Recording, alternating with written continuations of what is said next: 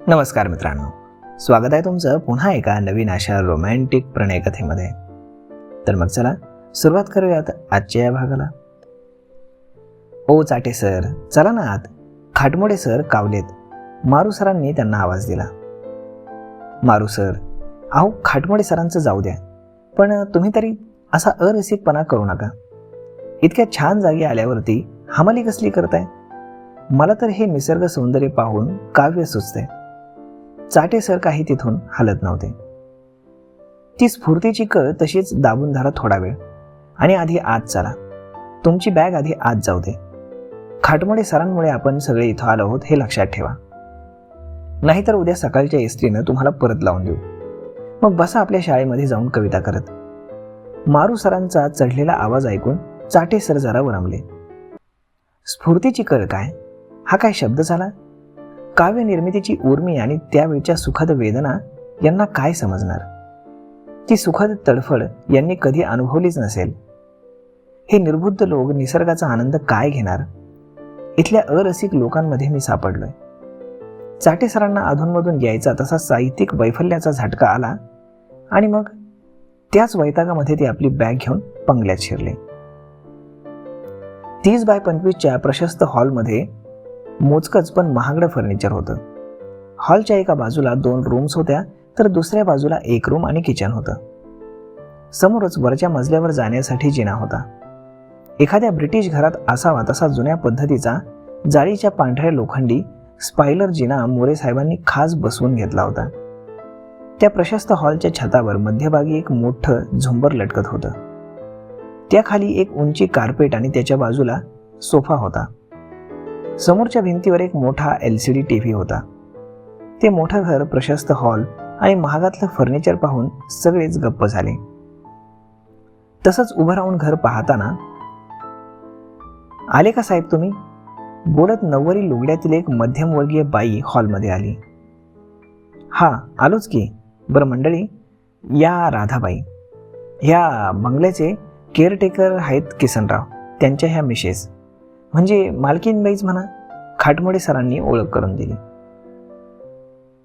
काय साहेब तुम्ही पण गरिबाची चेष्टा करताय? राधाबाई जराशी लाजत हळू आवाजात बोलली.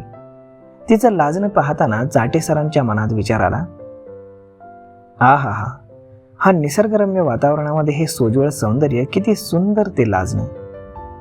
मारू सर आणि ताठे सर या दोघांची एक नजर राधाबाईच्या छातीवर टाकून तिच्या लाल लुगड्याच्या पदराआड लपलेल्या ऐवजाच्या साईडचा अंदाज घेत म्हणाल्या, हा मस्त भरली आहे. ताठे सरांनी हा विचार करत नजर जरा किंचित खाली सरकवली तर तिच्या रुंद कमरेकडे गेली. वा, मजा आ गया. अस्सल गावरान मेवा. सावळे असले तरी एक तजेला आहे अंगावर. मारू सरांच्या अनुभवी नजरेनं सगळे एका दमात टिपलं.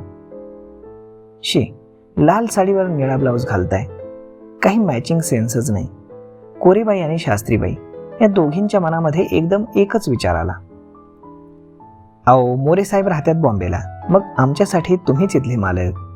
खाटमोडे सरांच्या बोलण्यावरती फाकवेबाईंनी चमकून आधी त्यांच्याकडे पाहिलं आणि मग राधाबाईंकडे पाहिलं. लागले वाटतं गुळ लावायला. बाई दिसली की झालं यांचं सुरू. या विचारासरशी फाकवेबाईंच्या काळजामध्ये एक असूयाची कळ उठली. ती दाबून टाकत फाकवेबाईंनी सोफ्यावरती बसत राधाला विचारलं, मग सांगा मालकीनबाई, आम्ही कुठं राहायचं? वरची एक खोली आणि इथल्या ह्या 2 खोल्या ठेवल्यात तुमच्यासाठी. हातानं समोरच्या 2 रूम्सकडे इशारा करून राधाबाईने सांगितलं. तिचं बोलणं पूर्ण होता क्षणी खाटमोडे सरांनी हुकूम सोडला. वरच्या मजल्यावर त्या खोलीत बायका राहतील आणि इथं या समोरच्या 2 खोल्या आहेत ना, त्या आपल्यासाठी असतील. त्यांच्या आवाजातला जोर ऐकून कोणी काहीच विचारलं नाही. मग सगळ्यांनी एक नजर फिरवून खाटमोडे सरांनी राधाला विचारलं, किसनराव कुठं बाहेर गेलेत का? होय, शेतावर गेलेत. तिथनंच बाजाराला जाऊन येतील. तुम्ही बसा निवांत, मी चहा ठेवते. बोलून राधाबाई वळून आत गेली. ती दिसेनाशी होईपर्यंत मारू सर आणि ताठे सरांनी तिचं पाठमोरं सौंदर्य अगदी काठोकाठ न्याहाळून घेतलं. खाटमोडे सरांनी त्यांची बॅग उचलून एका खोलीकडे चालू पडले. त्यांच्यासोबत मग चाटे सर स्वतःची बॅग ओढत गेले. चला हो ताठे सर, आपण दोघं ह्या दुसऱ्या खोलीत राहू, असं बोलत मारू सर त्यांची बॅग घेऊन दुसऱ्या खोलीकडे वळाले. कोरेबाई आणि शास्त्रीबाई आपल्या बॅगा घेऊन जिन्यानेच वर गेल्या. हे सगळं होत असताना फाकवेबाई सोफ्यावर बसून राहिल्या होत्या. त्यांनी एक नजर त्यांच्या जड बॅगेकडे टाकली. ती घेऊन जिना चढायच्या विचारानंच त्यांना कसं तरी झालं. पण हे सगळे पुरुष तर त्यांचा विचार न करताच आत चालले होते. जिन्यावर एक नजर टाकून त्या बोलल्या, माझी बॅग तर लय जड आहे, मला कोणी मदत करेल का? आत चाललेल्या ताठे सरांनी स्वतःची बॅग पटकन खाली ठेवली. आता फक्त ते आणि फाकवेबाईच तिथे होते. हा चान्स घेत ते बोलले, अहो फाकवे मॅडम, तुमचं सामान हलवायला तर मी एका पायावर तयार आहे, तुम्ही फक्त इशारा तर करा. ताठे सरांनी बोलता बोलता परत सामान या शब्दावर दिलेला जोर फाकवेबाईंना समजला. तसं त्या बोलल्या, माणसानं झेपल तेवढंच करावं ताठे सर, नाहीतर तुमचा एक पाय मोडल आणि तुम्ही व्हाल बिनकामाचे. अहो, तुम्ही चान्सच नाही दिला तर तुम्हाला कसं समजणार की माझ्यात किती जोर आहे ते. बोलता बोलता ताठे सरांनी फाकवेबाईंच्या बॅगचं हँडल पकडलं. मग फाकवेबाईंच्या छातीकडे नजर टाकत बॅग जर अशी वर उचलत बोलले, ही काही जड नाही, मी तर तुमची दोन्ही सामानं हलवू शकतो. ताठे सरांची नजर आणि बोलण्यातला रोख ओळखून फाकवेबाई मुद्दामच थोड्या पुढे झुकत आपले 38 इंची गल्ली दाखवत बोलल्या, पण माझी तर एकच बॅग आहे. फाकवेबाईंची बॅग बरीच जड होती. एका हातानं उचलताना ताठे सरांना खूप ताकद लावावी लागली. पण फाकवेबाईंवरती इम्प्रेशन मारण्यासाठी ते तसेच बॅग उचलून उभे राहिले. फाकवेबाईंची भरगच्च छाती पाहताना आणि त्यांनी दिलेलं उत्तर ऐकताना ताठे सरांना त्या वजनाचा विसर पडला. फाकवेबाईंच्या छातीकडे पाहत ताठे सरांनी ओठांवरून जीभ फिरवली. मग ते काही बोलणार एवढ्यात खाटमोडे सर आतल्या खोलीतून बाहेर आले. ताठे सरांनी फाकवेबाईंची बॅग उचललेली पाहून खाटमोडे सर बोलले, काय ताठे सर, बाईंना मदत करताय वाटतं. खाटमोडे सरांना पाहून ताठे सरांनी बॅग खाली ठेवली. नाही म्हणजे बघत होतो फाकवे मॅडमचं सामान, म्हणजे सामानाची बॅग किती जड आहे ते. लय जड आहे, तुम्हाला नाही झेपायची, आणा इकडं. हे बोलताना खाटमोडे सरांनी ती बॅग एका हातात घेतली आणि अगदी सहज ते वजन पेलत सरळ जिन्यातून पायऱ्या चढू लागले. सर वरच्या मजल्यावरती गेल्यावर फाकवेबाई सावकाश उठल्या.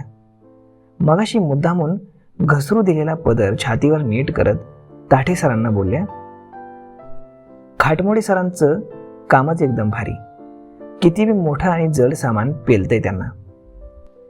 खाटमोडे सरांचं आता वय होत चाललंय, त्यांचं उठाणं झालं की आमची आठवण ठेवा म्हणजे झालं. ताठे सर बोलले तसे फाकवेबाईंनी लगेच विचारलं, खाटमोडे सरांचं उठाणं म्हणजे?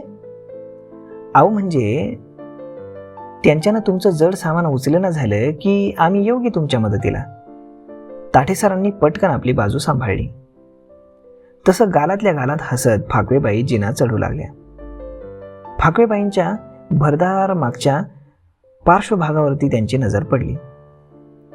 च्या आईला त्या खाटमोडे सरांच्या बेनं एकटंच मजा मारतंय, पण मी सुद्धा असा तसा नाही, एक ना एक दिवस फाकवेबाईंच्या सामानाला हात घालतोच का नाही बघा. नाही तिचे पाय फाकवले तर नाव बदलीन.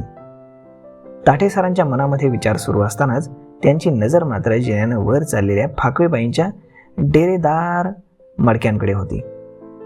ताठे सरांची नजर ओळखून फाकवेबाई मुद्दामूनच कंबर जरा लचकवत अगदी सावकाश वर गेल्या. फाकवेबाई वरच्या मजल्यावर पोहोचल्यावर ताठे सर बॅग घेऊन आत गेले. अटॅच बाथरूम मधून मारू सर रूम मध्ये आले. का हो ताठे सर, तुम्ही अजून असेच? जा की फ्रेश व्हा. हातातल्या टॉवेलनं खसा चेहरा पुसत मारू सर बोलले. हो आलोच मी. ताठे सरांनी त्यांची बॅग खाली रूम मध्ये ठेवत नजर फिरवली.